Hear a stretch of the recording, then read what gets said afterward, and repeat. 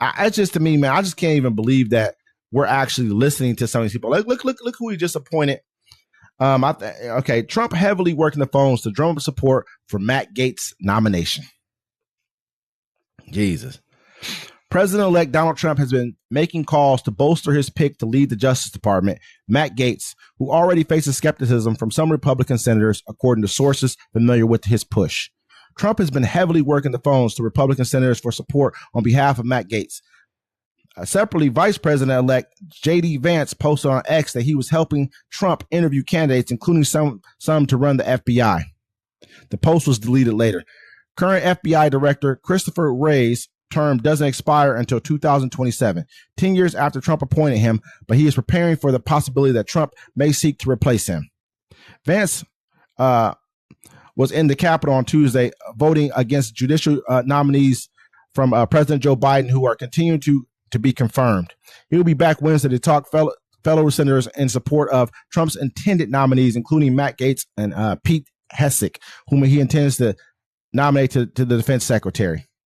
Trump announced Gaetz as his pick nearly a week ago. Gaetz was subject of a federal sex crimes probe and was not charged with any crime. The probe stalled over concerns about the credibility of two key witnesses or lack of direct evidence implicating Gaetz, who was denied all wrongdoing. Later, for those witnesses, came forward to detail their testimony to the House Ethics Committee.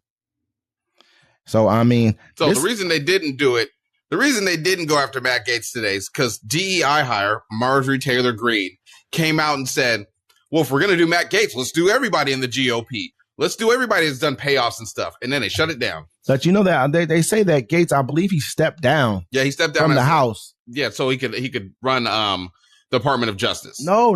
I think he stepped down before that. I think he stepped down because of these allegations. He stepped down from there. Well, the whole thing is if you step down from it, they're not supposed to be able to investigate you anymore. He won't be in trouble for it no more. So he stepped down, but he stepped down because it was that, and then also he got the position as the Department of Justice. But before that, though, I mean, you assumed he was going to. I think he stepped down before the election. I want to say he did, but I'm not 110% sure. Yeah. But I think he stepped down before the election. So if you step down before the election, then you know what I'm saying? Like, you didn't know what was going to happen. You were stepping down because you didn't want to be, I guess it was like 2 underage girls that he allegedly had sex with or something like that. He got elected, and it was like 2 months later, he flew out the 17-year-olds, had sex with them, and then flew them out. So he just became, I think he was a senator, right? Yeah, he was a House member. He was part of the House Representatives. Okay, and somebody was like, yo, Matt Gaetz didn't have sex with a minor. Matt Gaetz statutory raped a minor. Flew her out and everything. Sex trafficker. If you flew a motherfucker out, that's sex trafficking. That's what Diddy's in jail for right now. Sex trafficking. Think about it. Diddy's in jail because of allegations, because people are telling stories. Matt Gaetz is about to be he's paying him the too. Head of the Department of Justice. So when you go up there and you be like, hey, this guy sexually assaulted me, Matt Gaetz is like, were you drinking? Did you want it? Did you say no correctly in English, Spanish, and German? You got to look at it like this. Even Kevin McCarthy, who was a former House head of the House of Representatives, he was I think he was the Speaker of the House at one point in time, came out and he was like, man, this dude tried to basically tell me, hey, he allows certain things to go through if I just laid off of his off the ethics committee and tell him not to investigate him. He said, I can't do that. That's not how this works. And so him and Matt Gaetz kind of got into it. And this is why Kevin McCarthy was overthrown. He would allow him to stay as head of the House of Representatives, but you know what I mean? Because he wouldn't bend the knee to these guys for doing what they're not supposed to be doing. This is what happens. Now, this same dude's about to head the Justice Department, the people who actually are supposed to look for criminals and crime. They got the picture. You know, the information stuff got leaked. They got the Venmo transactions between him and the woman, the minor.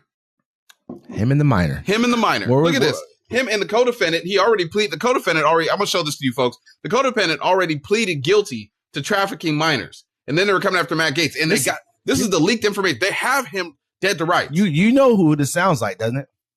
Who? Jeffrey Epstein. This is the same thing there. This is the same thing had Epstein do. I'm not saying he sounds like the guy in the middle who already pled guilty.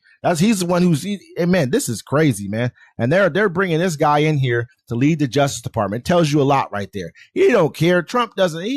Trump's convicted of stuff. You guys don't care if he was or not. Matt Gaetz is going to be stocking the junior highs next. He's like, don't worry. You guys are proud of that. I've watched so many people like, man, they're so ecstatic that this guy is president again. And it has nothing to do with true politics. It has nothing to do with real policy. The real policy has something to do with is the policy of racial, divide in this country. And if Matt Gaetz was innocent, they would release the forms to show that he's innocent from doing what they're accusing him of doing. They know he did it. His own people know he did. That's why she starts threatening the rest of the Republicans. I'll put all the paperwork out about you guys. And how can she sit up there and actually, that's what's crazy about it. It's like he slept with the minor. She's okay with that. She's okay with it. She's like, oh, if you're going to do him, do everybody else.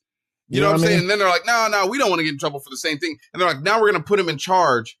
He's going to be the top cop, basically, the top attorney in the United States. He's going to dictate who gets convicted of what and who doesn't. Yeah. You know what I mean? He's going to dictate who the federal, because a lot of times federal government is like the civil rights wing of the United States of America.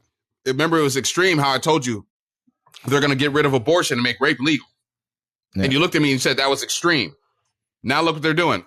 He's a rapist. That's what it is. I mean, even if she was 17 and she was still statutory rape of a minor.